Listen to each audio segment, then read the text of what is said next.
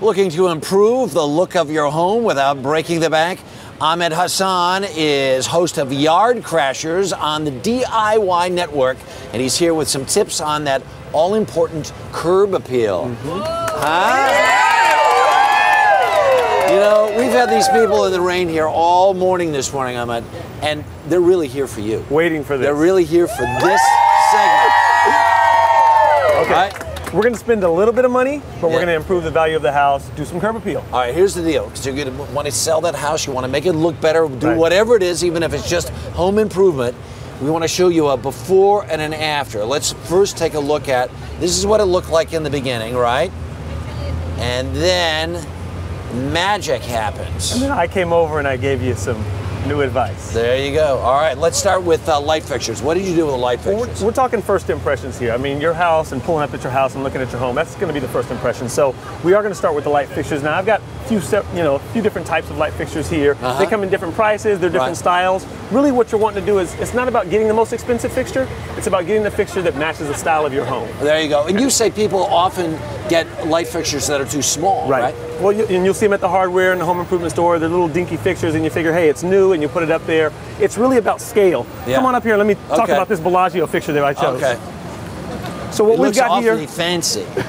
But if you notice the scale for your light fixture should be anywhere from 1/3 to maybe even 1/4 the size of your door. Really? So if you look at the size of this, the scale of the door, this is correctly scaled. The one you had before, little dinky little thing. Right, that's okay. So once you get the light fixture, then of course you want to look at all the other hardware. Okay. So we've replaced the knocker here, we've got a doorknob, you'll still want to do the little doorbell. Sure. Everything should really match up, same colors. So you really want it color-wise and scale-wise, kind of make it match up a little bit. It's kind of like when you're choosing your jewelry. Yeah. Your jewelry should sort of go with your outfit. You know, I so you know agree. about that. I so agree with you.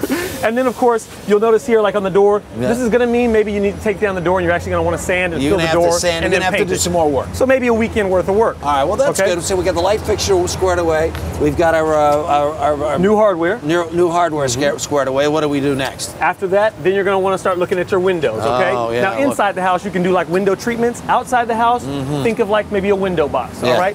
So the window boxes here, I didn't go with redwood because we'll look at my fixtures. Sure. The hardware is sort of a metallic, a nice look to it. So I went with these armor bronze little boxes here. These actually came from Hooks and Lattice. Yeah. And the cool thing about Hooks and Lattice is not only will they custom fit all of your window boxes, because your window box should also be sort of scale with your window. Sure, sure. Okay? The entire length of the window has the window box there. Right. Plants are not too tall, but what you can also use with your window box. This is cool. This is called... And this is actually key. The planter well. Yes. Okay? Key for someone who's not going to really water those plants. You can actually just fill this through this 1-inch piece of pipe here.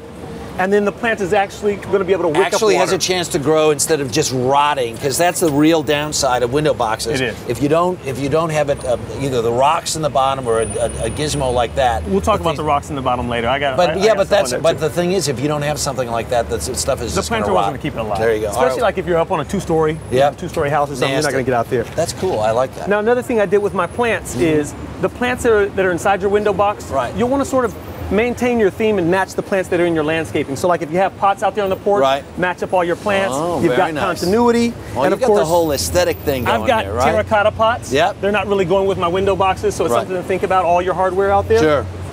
And of course... And we have strawberries growing here too. We do have some strawberries, some live strawberries. Now what's this stuff over Now, these are a little bit more pricey upgrades, but if you've got bad looking asphalt, bad looking concrete, it doesn't really matter what that looks like. That's all you're going to notice. So you can actually do what they call... because is there anything worse than bad asphalt? Boo! Boo on the bad asphalt. You can actually do asphalt. Yes. Which is called driveway impressions. Right. So it's basically like a street paving. This is actually stamped asphalt. It's stamped, it's colored, it's got this acrylic cement coating in it. Wow, that's nutty. What's this stuff? This is also what they call concrete overlays. So if you've got bad looking concrete out there, maybe it's stained with oil, there's cracks in it. Now if it's shifting or heaving and it's 3 inches difference, well no, you got to demo that. What's that final one over there? Same thing. It's another just texture of this, of basically a concrete solution. I think we're all feeling a lot better about...